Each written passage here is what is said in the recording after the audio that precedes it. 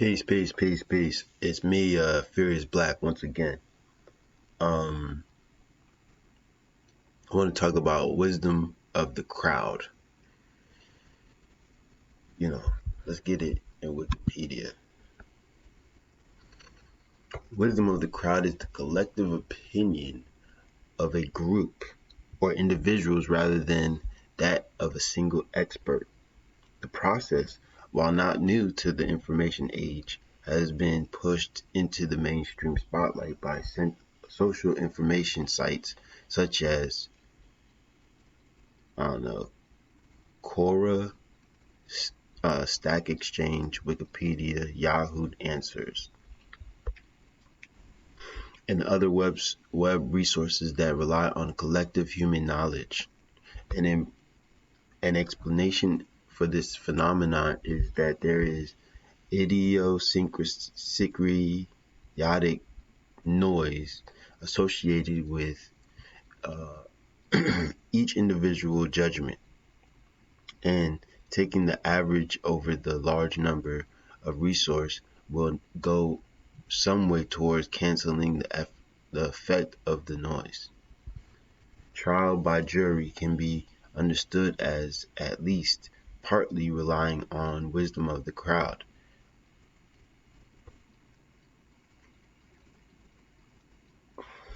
Compared to bench trial, which relies on one or a few experts. In politics, sometimes sortiation is held as an example of what wisdom of the crowd would look like. Decision making would help happen by a diverse group instead of a fairly homogeneous political group or party.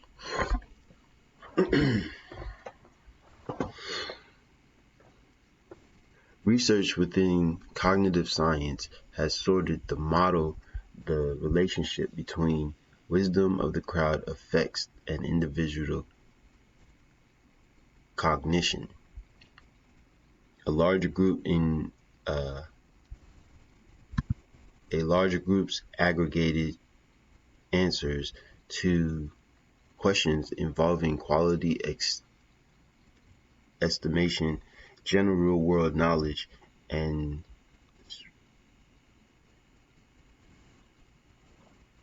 spatial reasoning has generally been found to be as good as, but often superior to, the answer given by any of the individuals within the group.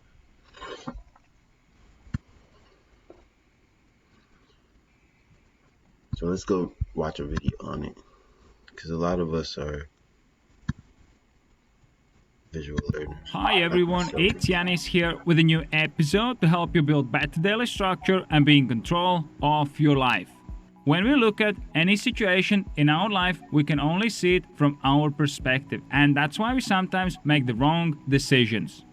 So we have to look at it like this: news, your friends' opinions, the internet,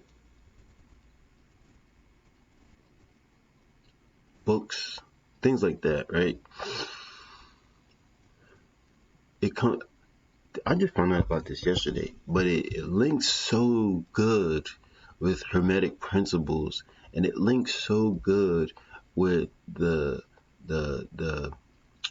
theory of one, the oneness, the idea that we all are connected to the Akashic records, and light. We only see a little bit of the light spectrum, and when we go to sleep, we go to other realms or other realms where we can see the totality of things, but because our mind is fixated on a particular idea of how things work, we misinterpret what we see, right? And what this is wisdom of crowds is conveying is as a collective, we can come up with an actual answer to what life is. Because we're all connected to God. God is within each and every single one of us. So even if we're guessing towards where something is, and I say it's far and somebody says it's short, and you get 1,000, a million opinions, and you average them out, we will get the correct answer. This is why just reading the Bible, doesn't lead you to the real truth. I mean, the truth, some truth is in it, right? But if you want to actually know where the truth lies, you would have to see the wisdom of the whole entire world and what the world has been trying to convey to you through writings of our ancestors and your own direct experiences, right? So let's watch this. So today we'll take a look at the book called The Wisdom of Crowds to learn why we should consider other perspectives when making decisions and why many are smarter than few. If this is your first time, so yeah, man, we can't just assume that we know shit because we know shit. No, we work together to come up with these answers. So that's why when people be trying to bring up, the 4chan boards and people that's listening to that stuff, listen, that thing was never telling people what to believe. It was questioning the reality that people had. And then people took those questions and then sought to answer those questions for themselves using videos, documents, videos and documents based off of these people's own words, these people's own actions, and what was documented. Okay, let's finish this off, baby. Mastermind Group, where I do live coaching calls and live Q&As, where you have a chance to ask me any questions. In 1906, at the livestock fair, there was a contest to guess oxes' weight in pounds. The results were amazing. Although no individual could guess the ox's exact weight, the mean value of all visitors was 1 pound more than the animal's actual weight. In other words, the collective estimation was far more accurate than any individual guess. Another great example where we can see how crowds are outperforming individuals are television show Who Wants to Be a Millionaire. As player, you have to answer questions to progress in the game, and all players also have 3 options to get help. These are 50-50, where computer eliminates 2 answers from 4. Number 2, call to a friend or expert, and 3, ask the audience. One study showed that call to the expert resulted in 65% of the correct answers, while ask the audience was 91% correct. These observations go to show that making collective decisions are more accurate rather than individual ones. So let's dive in and explore some more. So this is another thing, like being a scientist or a student or a person that wants wisdom or knowledge or information. We can see that people have already done these actual studies, right? Now, based off of the wisdom of the ancients, but they may now be interpreting it in a different light, in a different way, right? But because we feel that we were actually taught in school, which we wasn't, we was only taught to regurgitate, to memorize. We were never taught to be critical thinkers and to think of how things work so that we can actually build it for ourselves. We fail at understanding what we really are perceiving. It's clear. The media, I'm not going to go into the media, but these things, if they're controlled by only a few, and then they're pushing out certain information and not giving you another side of it, that is a form of manipulation. You understand? Number 1. More diverse the group, more intelligent it is. If you're making decisions in groups, it's important to build heterogeneous groups rather than monogeneous groups. Heterogeneous groups are made of people from different ages, genders, religions, and professions. This means that each member can introduce new ideas and different perspectives to eventually make the best decision. Homogeneous groups are often made up from similar people, and even if the people in the group are experts, they're still gonna make weaker decisions compared to diverse groups. Now, if you don't work with the big groups or work in big organizations, you might think that there is no value in you knowing this. But even if you're one individual, you can still take a lesson from this concept. So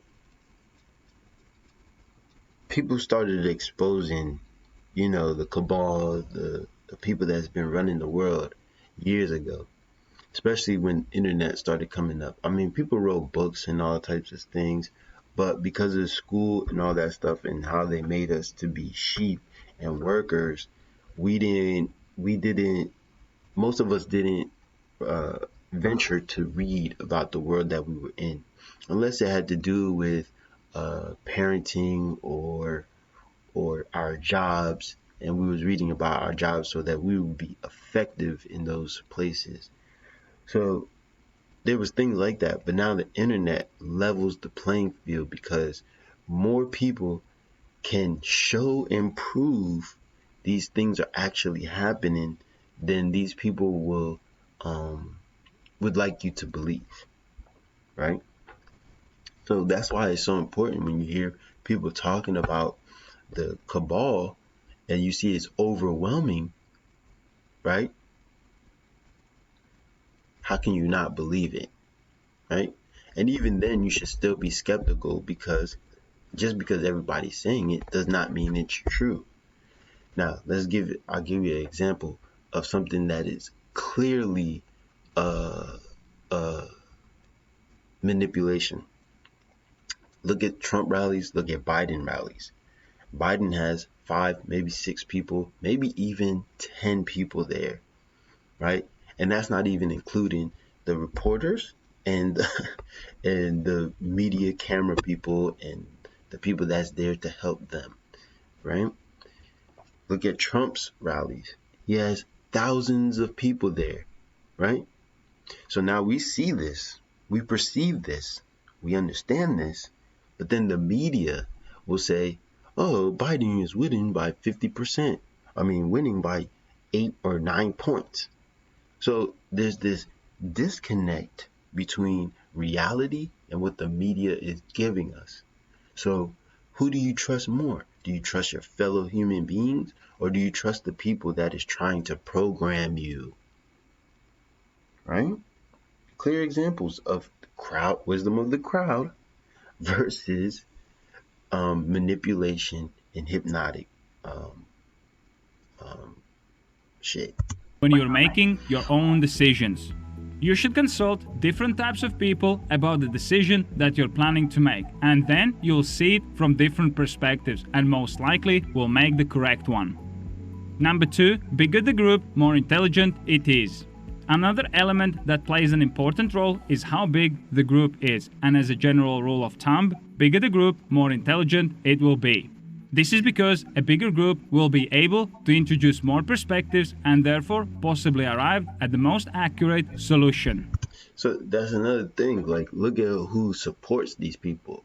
You have doctors, you have lawyers, you have woodmen, you have grocery store workers, you have teachers, you have professors, you have shoremen, you have children that are able to even look and see how creepy somebody is.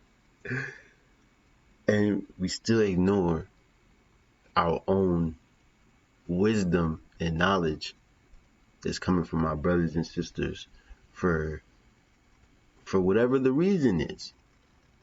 For whatever the reason is. I like to say it's people are hypnotized, but that hasn't came out in mass media yet. One drawback is that small groups tend to avoid conflicts, while bigger groups tend to discuss them openly and move on.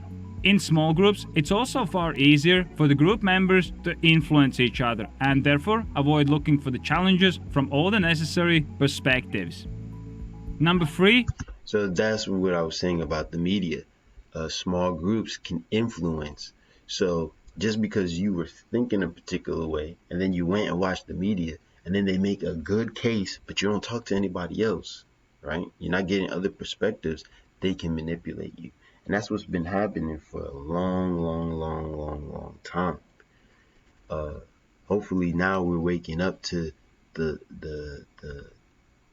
ridiculousness of just having someone else confirm their own bias to us. Group hierarchy. All humans are social creatures, and that can get in the way of making the right decision, even in a group setting, so it's important to avoid it.